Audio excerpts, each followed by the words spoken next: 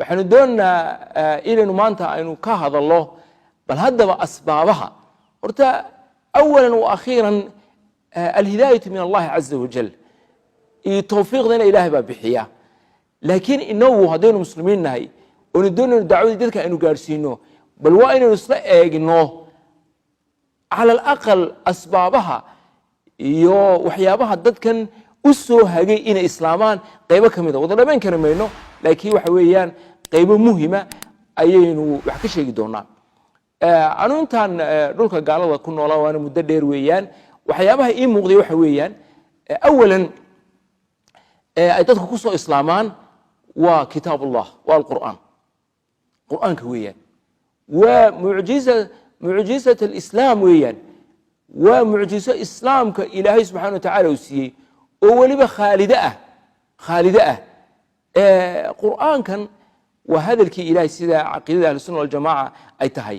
haddaba waxa aynu ku arkaynaa dad iyagoo soo islaamay dad iyagoo aan muslim la kulminba oon muslim la sheekaysanba oon muslim dhex gelinba haddana bimujarad inay musxafka qur'aanka oo tarjuman intay heleen iyagu akhristay dabeetana ilaahay subxaana wa tacaala uu quluubtoodii sidaa ugu furay oo risaaladii iyo caqiidadii iyo tawxiidkii ay quluubtooda ay gashay ilahayna quluubtoodii u waasiciyey sidaana ay ku aqbaleen islaamka sanadkii 2017 bishii February bay ahayd 19keega ayaa boggeyga Facebook waxaan ku soo qoray qiso gaaban oo nu bixiyay warqad iiga timid Bill a letter from Bill maqaalku af Soomaali buu ku qornaa waxaan kaga sheekeeyay nin Maraykana oo masaajidka maalin jimco noogu yimid masaajidkan joogay Maraykan khatiibkii imaamka ka ahaa marka ninkan islaamka uu soo bartay wuu soo islaamayba laakiin wuxuu doonayay inuu islaamnimadiisa uu ka hor yiraahdo jamaca maalinta jumcaha wayna dhacday wuu ku farxay in shahaadadiina uu ku dhawaaqay dadkana wuxuu ka hor sheegay sida uu ku islaamay iyo sababtii islaamnimadiisa keentay waxay ahayd buu yidhi anoo maalin markaan gurigaan ka soo baxay markaa boostayda ayaan sanduuqa boosta ee guriga ka hor yaalla aan kala soo baxay waxaan ka helay box baan ka helay buu yidhi sanduuq yar waan furay waxaa ku jira kitaab qur'aana oo luqadda ingiriisiga ku tarjuman xataa ciddii soo tirtay kumay soo qorin adreyskiisa waxaan hubaa inay yihiin dad muslimiina oo dee xoolahooga iyo waqtigooga ku bixinaya inay risaaladda islaamka dadkaasi ay gaadhsiiyaan qur'aankii oo ingiriisi ku tarjuman ay dadka ugu diraan mailka ugu diraan ama boosta ugu diraan wuxuu yidhi kitaabkii qur'aankaan akhriyey wii qanciyey buu yidhi wii qanciyey muslimiin lama kulmin muslim lamu fadhiisano diinta umu sharxin wuxuu ahaa ninkani nin macallina oo secondary-ga ama high schoolka ayuu macallin ka ahaa weliba luqadda ingiriisigu ayuu dhigi jiray marka waxaad arkaysaa macallin luqadda ingiriisiga ka dhigaya high school Maraykan dee jaamacadda uga soo baxay luqadda ingiriisiga oo adabkii iyo suugaantii iyo literaturkii ingiriisiga aad buu u yaqaanaa kitaabkii qur-aanka iyo risaaladii islaamka ayuu aad u dhuuxay wuu ku qancay wuuna islaamay sanad kadib ayuu warqadii soo diray Bill wuxuu warqadiisa ku lahaa maanta waxa ka soo wareegay maalintii uu islaamay baa waxa siiyay musxaf in qaybtii naskii carabiga iyo afkiriisiga ay isku agaalaan baan siiyay musxaf baan siiyay marka wuxuu yiri sanad baa ka soo wareegay maalintii aad masaajidka anigu ku yimid musxafkii aad siisay waan kugu mahadnaqayaa sanadka gudihiisana quraanka waxaan akhriyay buu yiri 20 jeer baan akhriyay buu waxaan rajaynayaa cimrigayga inta ka hadhay inaan marar badan oo kale aan sii akhriyo mar walba oo akhriyana wuxuu ila dhadhamayaa quraankii sidii imaka markii ugu horeeyay aan akhriyaayo la tanqadi ajaa'ibuhu wa kitaabkii ilaahay wa mucjizadaasi inoo hortaala ee loo baahan yahay inaynu ka faa'iideysano waa nin soo muslimay ayaa waxa weyn tarjumadii ingiriisiga ahayd ee musxafka ayaa wuxuu akhriyay sanad gudihii 20 jeer buu akhriyay 20 jeer ayuu akhriyay banaguna isweydiino haddaynu muslimiin nahay inuu af carabi ku akhriyayna tasallaha inuu ilaahay ina caawiye in imsa jeer baynu quraanka akhrina mar Ramadaan too kaliya ku koobsanaa oo markay Ramadaantu dhamaato kitaabkii oo iska laabnaa ilaa Ramadaanta dambe waxa weeyaan masaladaas waa mas'alo u baahan in aad iyo aad looga fikiro dadka kitaabka quraanka ku soo islaamay waxa kamid ah muslimka in reer Ingiriis Yusuf Islam la yiraahdo magaciisa hore wuxuu ahaa Cat Stephen buu ahaa Cat Stephen ama Yusuf Islam magaciisa cusub hadaynu qaadano waana sax weeyaan waa magaciisa iska bedelay Yusuf Islam isagoo ka sheekeynay sidoo soo islaamay iyo wixii ku soo hanuuniyay diinta ay wuxuu ka sheekeeyay in Allahumma salli Muhammad wuxuu ka sheekeeyay inuu markii soo kristaan buu ahaa nin musician buu ahaa caana anu mar baan ka dhageystay in isagoo Dooxa Qadar magaaladaasi in lecture ka akhriyaya marka wuxuu ku lahaa lecture-kiisaasi isaad akhrideen dad helisaan biographies iyo soo oo sheekeynay taariikhdiisa waxa musician laakiin aan ku qanacsaneen noloshaasi muusiga iyo dadweynaha faraha badan ee uu ka horeesayo waxa weey nin caan u ahaa caana deetana wixii marka qaarkood soo ku tilmaamay xayatadu ku noolaa iyo saan ugu faraxsaneen ee xasilooni iyo peace iyo salaam aanu uga helin ay wixii wax dhici jirtay marka qaarkood inaan konton kun oo qof aan ka hor heeso anigoo gitaarkayga tumaaya heesaya dadku isacbiyaan ay qeyliyaan stage-ka ay habluhu isku soo hortuuraan ma garanaysaa iyo inamaduba laakiin buu yiri marka ay xafladda muusigu markay dhamaato in qolkii hotelkayga aan ku noqdo wuxuu yiri waxa igu soo noqon jiray hami emptiness manaansho ayaan qalbigayga ka dareemi jiray raaxmaan haysan taasi waxay u kaliftay inaan siyaabo fara badan aan u baaro wixii farxad gelin lahaa iyo wixii aan raaxo nafsiya iyo ashqaraar qalbiya aan ku heli lahaa oo ay naftaydu ay ku degi lahayd wuxuu waxaan ku bilaabay inaan darso diimaha in bariga eastern religionska inaan darso de buuraha iyo hinduismkiyo waxaas ay kamid yihiin de yoogada iyo waxa soo dhan wuxuu way siin waayay raaxo way siin waayeen weynay qanci waayeen su'aalaha aan iska weydiinayay jiritaankayga meesha aan ku socdo geerida kadib ilaahay jiritaankiisa iyo sugnaantiisa in purpose-ka iyo ujeedada noloshayda waxa soo dhan way iga qanci waayeen buu yiri wax dhacday walaalkay ayaa dalxiis baa wuxuu ku tagay Falastiin buu dalxiis ku tagay buu yiri dalxiis buu Falastiin ku tagay deetana isagoo in magaalada Bayt al-Maqdis jooga ilaahay gacanta yuhuudda ka xoreeyo muslimiintana gacantooda ku soo celiyay isagoo magaalada Bayt al-Maqdis jooga ayaa wuxuu galay maktabad buu galay library in a bookstore marka wuxuu ka iibsaday nuskhad quraanka oo mutarjama oo luqada ingiriisiga ku tarjuman after he came back to London buu yiri markuu London walaalkay ku soo noqday kitaabkii isagu muu haysan oo muu akhrisan ee anigu hadiyad ahaan igu siiyay bal adaawada idinku waa ajaa'ibta yani in hidaayada iyo hanuunka ilaahay subhanahu wa ta'ala isaga soo iibsado Falastiin kala yimid iyo Bayt al-Maqdis isagii muu akhrisan walaalkii laakiin in Yusuf ayuu kitaabkii hadiyad ugu dhiibay wuxuu kitaabkii markaan akhriyeen kala furay ayaa waxa ii soo baxday buu yiri in kitaabku yahay kitaab kutubtii diimaha hore u akhri jiray ama bible-kii aan carruurnimada ku soo koray ha noqdo ama kuwii diimihii eastern religionska ahaa ha noqdaani inuu ku diwan yahay the first time in my life buu yiri awwal marra fi hayati markii iigu horeysay noloshayda waxaan dareemay buu yiri inuu ilaahay aniga ila hadlayo oo risaaladan iyo aayadahan iyo suuradahan quraankii aniga ka shakhsi ahaan insaan bila aadmiya aniga ay la hadlayaan oo ay tawjiihinayaan oo ilaahay uu leeyahay aniga ah rabbiga aniga khaaliqaaga ah aniga inaad caabudo ku waajiba ujeedada noloshaadu waa inaad aniga caabudo meeshaad ku socotaa waa aakhiro destination-ka iyo aayatinka iyo aayaha bila aadmina waa laba mid weeyaan imma janna wa imma naar halkii buu Yusuf ku islaamay taariikhdiisa inta dambana waxa weeyaan waa taqaanaan waxaanu ilaahay dhamaantood uga baryeena inuu ilaahay subhanahu wa ta'ala u sugo markaan joogay ayaa masaajidka bil walba bisha ugu horeysa sabtida ugu horeysa bil walba sabtida ugu horeysa ayaa walaalaha rag ee soo islaamay ayaa gathering ama majlis iyo isku imaatin iyo fadhi ay lahaan jireen habeenkaasi in salaada maghrib kadib inta maghrib isha u dhaxaysa dumarkii waxay lahaan jireen barnaamijyo u gaara laakiin raggan ka hadlaya marka barnaamijkaas waxa barnaamij ay walaalaha soo islaam isku wareystaan khibraadkooda isweydaarsadaan markay soo islaameen aabayaashoodii hooyooyinkoodii walaalahoodii reerahoodii qarabadoodii sida ula dhaqmeen taasi waxay saacidi jirtay kuwa imka islaamka ku cusub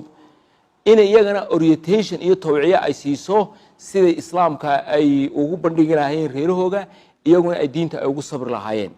marka habeenada kamid anigoo la fadhiya walaalahaasi mutacalimiinna way badnaayeen waxa ku jiray walaal lawyer ku jiray waxa ku jiray walaal kale isaguna master ku haysta in speech pathology aw dad mutacalimiin ku jiro dad iska caadiya may ahayn inkastoo qaar caadi inay iska jireen laakiin dhinaca waxbarashada qaar meel sare ka gaaray ayaa ku jiray marka waxa igu soo dhacday su'aal baa igu soo dhacday aan weydiiyay habeenkaasi waaban ka qorayba sababihii aad ku islaamteen maxay ahaayeen waxa aan la yaabay in badankoodu ay yiraahdeen waa kitaabka quraanka musxafka mutarjamkee luqada ingiriisiga loo tarjumay ayaanu akhrisanay saasaan ku soo islaamnay marka waxaad garanaysaa ikhwaani yani kitaabka quraankii sida uu ta'siirka iyo saameynta iyo raadka ugu sameynayo dadka bila aadmiga ah waa arrin waadixa oo maanta muuqata xitaa waxaad arkaysaa marar badan in bookstoreska Mareykan ee buugta lagu iibiyo in musxafku ka dhamaado maraakista islaamka xitaa annaga dhaqso nooga dhamaan jiray dadun baa ku imanaya musxaf ma qaata quraankii ma haysan mutarjama sababtu waa maxay dadkii waxay doonayaan waliba anu meeshaan ku noolahay Mareykanka dad badani waxa ay ka daaleen oo gaali oo Mareykani islaam ay ka sheekeynayaan niman aan muslimiin ahayn oo waxa ka qoray niman aslan bacada islaamkii u ah oo daacay islaamkii ka bixinaya marka waxay doonayaan inay islaamka from yani originkiisii ay dib ugu noqdaan bal kitaabkan quraanka horta anu wana akhristo maxaaba la iga sheekeynaya muxuu nin aniga uu ilaahay quraanka waxa suu leey anu maan dib ugu noqdo marka waxa risaalada islaamku xoogeega waxa weeyaan waa quraanka iyo sunnaha sunnahana dad baa ku soo islaama sunnahana dad baa ku soo islaama waxaan tusaale soo qaadanayaa gabadh muslimada oo Maryam Jamila la oran jiray Maryam Jamila la oran jiray Maryam Jamila asalkeedu hore waxay ahayd yahuudiyad Mareykan ahayd aabaheed yahuudiyadna waxay ahayn in yahuud Germana laakiin iyadu Mareykan bay ku kortay magaalada New York ayay ku nooleed deetana wuxuu Ilaahay subhanahu wa ta'ala uu ku hanuuniyay bal inay baadho islaamka iyo risaalada islaamka inay ku ogaato waxa la baray laba ustaado waaweynaa oo mufakiriinta waaweyn ee muslimiinta casrigan إن الصومري كم يدها لبضوا الانتين الله نحرسته وسيد قطب الشيء سيد قطب يعني المفكر الإسلامي الكبير أبو أعلى المودودي مركوا حاليا لتي إن ورقة أدرتو يجونا ولبا دي السيد رحمة الله عليه سوق دروفيس وعد كائن لكن وحن نقول الشيء دي بالدليل وحو رسالة دي أي سكود دريين أبو أعلى المودودي ورقة أدرتها سؤالي ويديسا isna uga soo jawaaba risaaladaheegii imika buug baa laga sameeyay warqadihii iyo letterskii ay Maryam Jamila iyo Abu al-Mawdudi ay isweydaarsan jireen risaalad buug baa laga sameeyay laakiin haddaad akhrido waxaad ka dhex daalacanaysaa inaanay Maryam Jamila qof caadi ahayn magaceedii hore waxa Margaret ya inaanay qof caadi ahayn qof musaqafad ahayd qof diimaha kala taqaana ay ahayd qof afkaarta adduunka ka socota taqaana ay ahayd bal waxaad arkaysaa shakhsiyaad ay Abu al-Mawdudi weydiisay oo tiri iga waran waxa kamid ahaa Shaah Waliyullah Dahlawi muhaddithkii weynaa caalimkii weynaa ee reer Hindiya ahaa shaacirkii Maxamed Iqbaal baa kamid ahaa dhinaca nimanka islaamka lidka kuwa waxay weydiisay caalam islaami yani ka taliyay in Ataturk ninkii magaranaysa khilaafada islaamka baabiyay Jamal Abdel Nasser ninkii isar taageen islaamka lagu dhaqo maalinka maanta Masar culimadii islaamkana magaranaysa dilay sidii Sayyid Qutbi oo dilay rahmatullahi alayhi ragaasay weydiisay marka taas waxa ku tilmaamaysaa aqoonta ay lahayd ayay ku tilmaamaysaa Maryam Jamila iyadoo baxsigeegaasi islaamka baxsiisay yaana ilaabina wax lagu magacaabi jiray al-baahitha عن الحقيقة تي حقيقة راد قري سيبا نانس لو قدقي أيا لابريري مقالة نيويورك Public Library of New York أيا وحي كها شيء كتاب كمشكات المصابيح وكتاب أحاديث النبي لو سو أوريي وشن مجلد ويان كتاب كاسي ويوض أخرستي أمانتي أفكريس بكو أخرتي رجع كده مثلا ما أنت واحد صعدة إسلامي أنت أفك إنجليزي وعلونتي إسلام كأيا أيا أفكريس لو ترجمي أنا حقيقة أن وحنلاقي هاي أف إنجليزي وإن لسي إسلاميو قاربا وده قاربا إن هذا يعني دتك مسلمين تيه كنا القلبيت أففكوا يقدبوا هو النقدان أخي مرحلة ده أسيتك هو يدافع عرض الصومالي أمريكان إنجليز كتشوكته وحول أما دلك كتشوكه نعم أنا أفكريس أف صومالي إنه برنو لكن لانجويج وحكوا آخر سنة أف إنجليزي مركا هلا إسلاميو أف إنجليزي هلا إسلاميو ما أنت الديكشنري أفكريسي وحكى المدى إسلامية وحتى أفكريسي يسكو بدري عقرنا يعني الصومالي ورهي جيبوتية أي مركو ماستر كيسي دميي والنتوركينج كوكا شقيا ماستر كيسي مركو دميي أيا أنا مركو ركو ديريو إلي ماستر كاكسي وضو مركو لما يستي أيو إي من مال مساجي يمني سيري شيخ محمد وان دميي دراسي وانا أوجبو قادي إنه ماستر كيسي لما يستي محان قبتها أبو يقولي إن الإسلام أنا خريستان دنيا waxaan ku yiri waxaad soo iibsataa tarjumada tafsiirka ibn kathir tafsiir ibn kathir daar salaam ba taabacday American English aad u waadixana uu ku qoran yahay waxa in dadka tarjumay editingka iyo tafsiirka ku sameeyay waxa kamid ah walaalo Mareykan oo soo muslimay oo waliba qaarkood jaamacadaha islaamiga soo baxeen kitaabka soo iibso oo akhriso waa 10 mujallad waxaan arki jiray isagoo marba mujallad wata لكن تمنكي مجلد مركو دميي أيو يمد أو يقول شيخ محمد أو وان دمي تمنكي مجلد با تسمعوا كتوصيصا وحا إنه كل حجرنا إسلاميزيشن إن الإسلامية لقدة في إنجليزية تاسينو حين وباب وين الدعوة الإسلام كله وجود بين كراه دتك أفكاريسك كوه الله لقدها كله وين عالم كنا إنسان القصة ميو ربع خاصة لقدة إسبانيشكا وحا كوه الله ضد بدن ولاتيناء oo islaamka hadii loo soo bandhigo aqbalaya kuwa badan ay maanta aad islaamka u soo galaan waxyaabaha kale ee dadka u hogaamiya inay diinta Ilaahay subhanahu wa ta'ala iyo islaamka ay qaataan waxa kamid ah inay jeclaadaan sharaa'icda islaamka inay jeclaadaan inay sharaa'icda islaamka ay jeclaadaan ee kala duwan imaga misalkii oo kale Malcolm X وحها أفريكان أمريكان بوها إن مالكوم إكس موجيس مركورها وحقيب كاها حركة دي الأورنجري نيشن أوف إسلام إلى جا محمد ورجي ملاحظ كاها وها حركة واحد حركة ريسيس أهد وعنصرية أو هي ستي أما كنا واقعي بوقت هذا يلتري كيجا أورنجري نينك عادي والشيطان The white man is the devil himself. نينك عادي إستغابة شيطان كلفتيسي. تام حكوك لفتي. وحكوك لفتي. بركة قاركود يعني إن هداد كفعل علين يسو فعل حن. دي أديك اللفت هذا إن فعل حن كود عظم معها.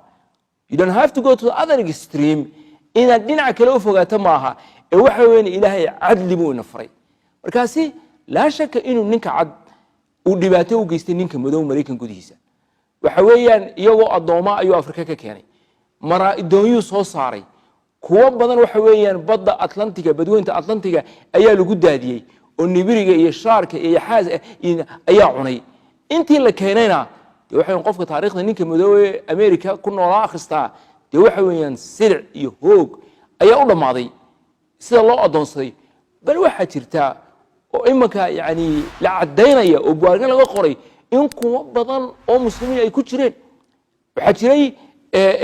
نين أفريكان أمريكانا أو وست أفريكان لغا كيني أو مركي مرايكان لكيني قرآن كي وحفظنا يسوق دب أقري أو في عربي أقري وحلا طابعي ويان ولا قرين كرماها مسلمين بدن باكو دين تطلع قصاري بركا لغو شاقيستي بيرها إن هايويدا واوين ما أنت أمريكا كويا نينك مذوبة أيا لو قلت سي واحد عادي إن مقرنسا systematic injustice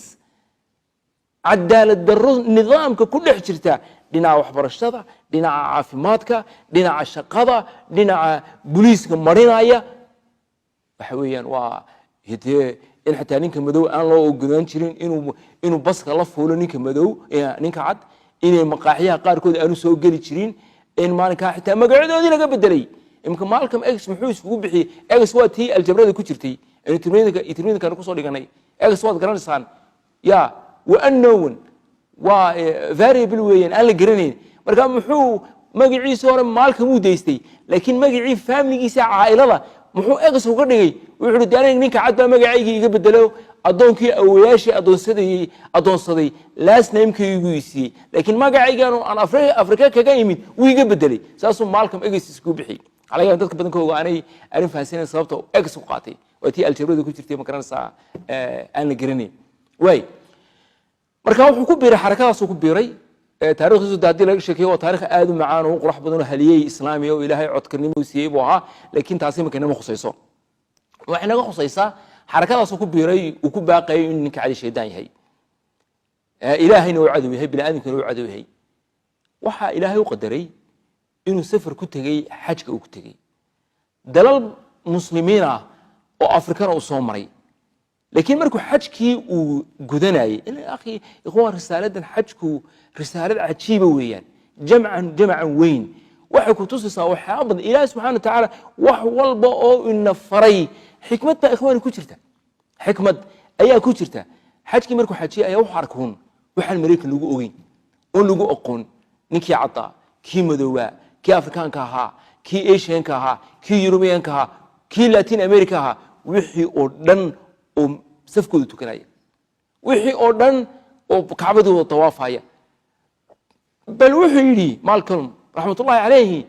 saxan keliya adeeg waxa isaga macnaha sameynaya inaga macnaha sameyn mayso waa inaga dibadu hal inagu gumaysan alxamdulillah Soomaalida isku haystaan ciis kasta ay ka fiican yihiin cadaankuna way caay jireen waxay xuntaan san cadaal oran jireen taalafteeda adeeheed nooc min rasiisama oo insa la yiraahdo maaha laakiin wuxuu yiri saxan baan cunto ku wada cunay dad haday Mareykan joogi lahaayeen loogu tirin lahaa kuwa cadcad kuwa ugu cadcad kuwa indhahoodu ugu bulugsan yihiin kuwa timahoodu ugu balonsan yihiin ayaanu meel ku wada cunay oo wax allaale wax ninka madow iyo dadkaasi ka dhaxeeya aan jirin madowga cadaanka meel isku yimid oo walaalnimadii islaamku ay midaysay muxuu sidaa u leeyahay ayuha al-ikhwa wal akhawat Malcolm wuxuu sidaa u leeyahay imanka Mareykan xitaa xilligan aanu joognay waxa maalinta cunsuriyadu ay ugu sareysan Mareykan ay samada isku shareertaa waa maalinta Axadda do you know why sababta ma garanaysan sababtu waxa weeyaan waa maalinta ay kaniisadaha tagaan kuwa kaniisadaha taga laakiin kaniisadaha la isku darsamo anagu masaajidka jimcaha de ilaahay baa wada jooga ya oo carabtii afrikaankii mareykankii ya latiinadii asiaankii meel baan ku tukanaa laakiin iyaga african americanku kaniisado gooniyay leeyihiin cadaanku kaniisado gooniyay leeyihiin kuwa eastern europe ka yimid kaniisado gooniyay leeyihiin greeku latiinadu koogu waa u gaar waa la kala soocaa maalintaasi laakiin inagu de wax weyn rabbuna waahid وديننا واحد وقبلتنا واحده safka imika masaajidku fadhinaaye hada ninka ugu faqiirsan haduu soo horeeyo oo ninka magaalada ugu qaniisan u yimaado meelaha kicinaya la kicin maayo ya laga kicin hada islaamka cadaaladiisa asiya markuu waxa arkay ayaa markiiba waa risaaladaha isoo xitaa wali aan Mareykan ku noqon New York ku noqon waa risaalada daray risaaladiisa hadalka aad iyo aad ii cajab geliyo waxa weeyaan markuu leeyahay raxmatullaahi calayhi markuu leeyahay America needs to understand Islam. America needs to understand Islam. America waxay u baahan tahay in Islaamka fahanto sababtu waa maxay buu yiri way Islaamku yiri waa the only religion waa diinta kaliya only buu ku daray hada barag the only religion waa diinta kaliya ee mushkilada cunsuriyada iyo midabta koorka ka baabin karta America marka wuxuu arkay in xalba uu yahay laakiin markuu soo noqday waa kii agiskiis ka bedelay إلا بحي الحاج مالك شباس رحمة الله عليه تأثير بدن بو كغي تغي ددكا تاريخ دي سي بايوغرافي سنه تلا قوري دد بدن way ku soo islaameen waxa kamida dadka sharaa'icda islaamka ay ajab gelisay ku soo islaamay دكتور بلال فيليبس وجامايكان كنديني ويان شعبوها مركو دhallinyartaha waxaan dhageystay isagoo ka sheekeynaysa soo islaamay dr bilal phillips wuxuu leeyahay shuuci baan ahaa communist marka communist-kuna waxa aad u buunbuunin jireen xilligeedii way joogeen markaan middle school-kii high school-ka markaan ku jirnay dugsiga dhexe dugsiga sare qadiyada al-adala al-ijtimaaciya social justice waana mas'alo uu islaamku xoog saaray oo waxa weeyaan in dawana islaamku helay saanu mujtamacii aanu noqon koox kibirtay ilaahay waxa siya waa sax laga ma xasilayo laakiin ihmaalinaysa faqradii islaamku waxa weeyaan mushkilada al-faqr poverty-ga oo maanta adduunka aad looga hadlo waliba dhulalkaanu ka nimid aad looga hadlo ya poverty-ga iyo mushkilada al-faqr islaamku cilaaj buu haya ما إهمالين عمر بن الخطاب رضي الله تعالى عنه وحها حاكمك وجوه الرئي الدونك اسميه وحلا والفير سيستم وما أنت قلبيتك قاعد وقفنا والدولة دو أي عاونيسو والدولة دو أي مقرنة السكبي أي وحقوقها رصدتك فقراء مجتمع مركز واحد لقيه اللي فقراء سنسيد عرورة المسلمين تا إن عانا الله هلو تدك باهن إنجري الله هلو مسلمين الآن أولين دودة يدخترك إن الله هلو وفكرته عمر وأساسي أصل كيجي لكن هذا نسيت تطويري مريكا يكون قاعد بيقول رقبان يدلك كلا قلبيتكم ما إسلام يكون لا يقف كي عاجز نقو والدولة هكو عاوسه لكن واحد شلا ضد أباهن إن العاوسه سيفرق أوقب بحان دولة دون إن التي ما دو الصليب أيضا كاسي أكو عاونسه لا شك في ذلك marka wuxuu yiri masaladaasi ayaa aad igu weyneed islaamka intiisi kala waan ku qancay laakiin social justice in islam cadaalada ijtimaaciga suu islaamku u xalinaya suu wajahaya anigoo mushkiladii la wareersan ayaa waxa igu soo dhacay waxaan helay buug galay shubahaat xawla islam للاستاذ محمد قطب المفكر الاسلامي الكبير رحمه الله عليه kitaabkaasi waxa noogu jiray barigaan waxad ahayn in dhalinyarta ahayn kutubtii aan daraaseen jirnay loo dhigi jiray aan akhrisan jirnay ayuu ku jiray wuxuu markaan akhristay soo afkiisa ku tarjuman markaan akhristay siduu ustaad maxamed qutb uu cilaajeenay oo uga hadlaayo uu haadinayo uu falanqeenayo masaladan ay dad badan ku wareersan yihiin iyo islaamku sidoo xalka ugu yeelay ayuu markiiba waan inshiraah baa ku dhacay islaamkii waan aqbalay waa kii sidii ku islaamay مدينة أيو تجي الجامعة الإسلامية ماجستير بقصة قاتي هذا نوع كم بكرنا سمحت لي هنا PhD روح قاتي إنجليز قاتي ما تنا دي الجامعة هذا أونلاين كعالم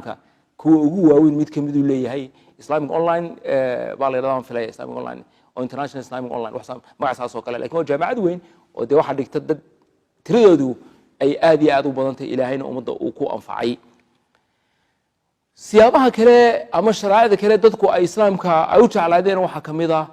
أن إسلامه أنتي أن مريكن شوقي أنو في صدي مسلم family structure كا قابديسك ريركا مسلم كا قابديسك ريركا مسلم كا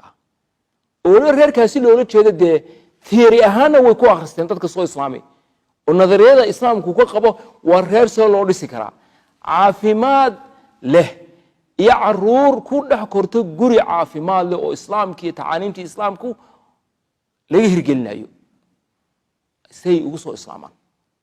أنا waxaan garanayaa inaan saaxiibaheen oo Sacuudiya injineer buu ahaa la yadkuru bil khayr ayaa xaaskiisa ayaa waxay ahayd muslimad bay ahayd marka walaasheed oo yaraa Mareykan cad baahan walaasheed ayaa guriga walaasheed joogtay marka community way ku soo dhawaatay muslim community ay ku soo dhawaatay masaajidkii wixii wayna yarado gabadh aad u weyn ma ahayn tingiyo ya kulkaasi waxay la dhacday muslim family bay la dhacday al-usra al-muslima siday dadkan isku ixtiraamayaan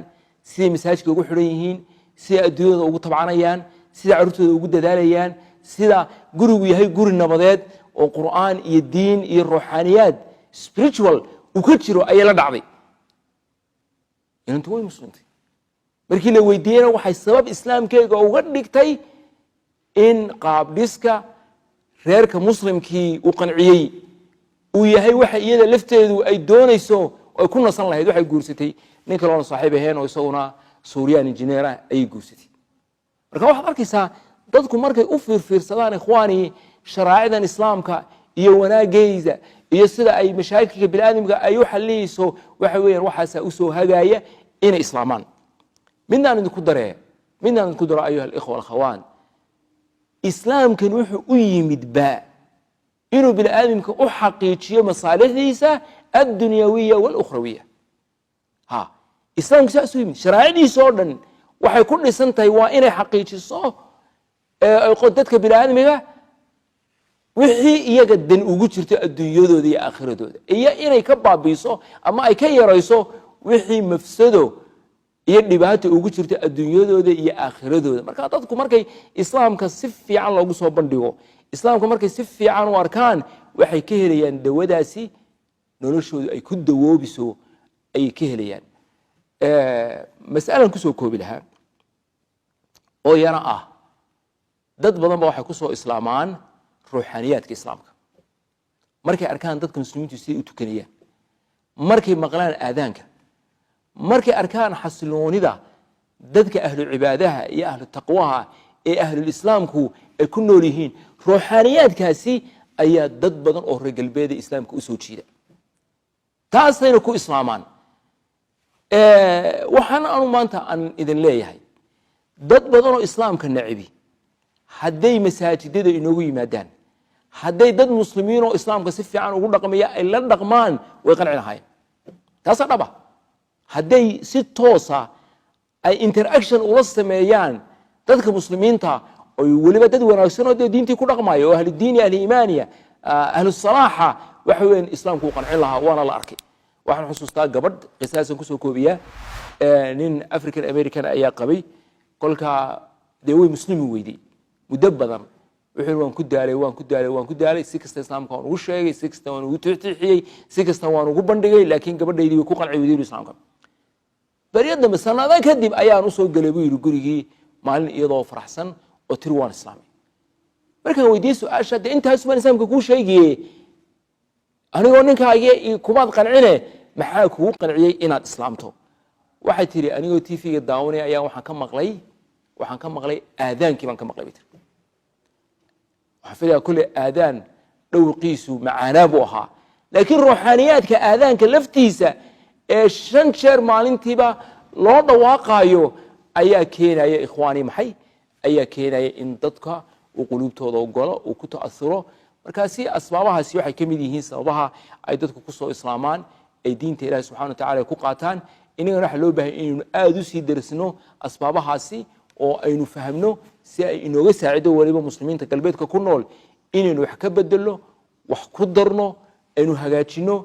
istiraatiijiyooyinka aynu ku beegsanino inaynu dacwada islaamka iyo risaalada islaamka dadka gaarsiino nasal Allah jalla wa ala inuu dhamaanteen ba khayrka nawaafajiyo wasalaamu calaykum waraxmatullaahi wabarakaatuh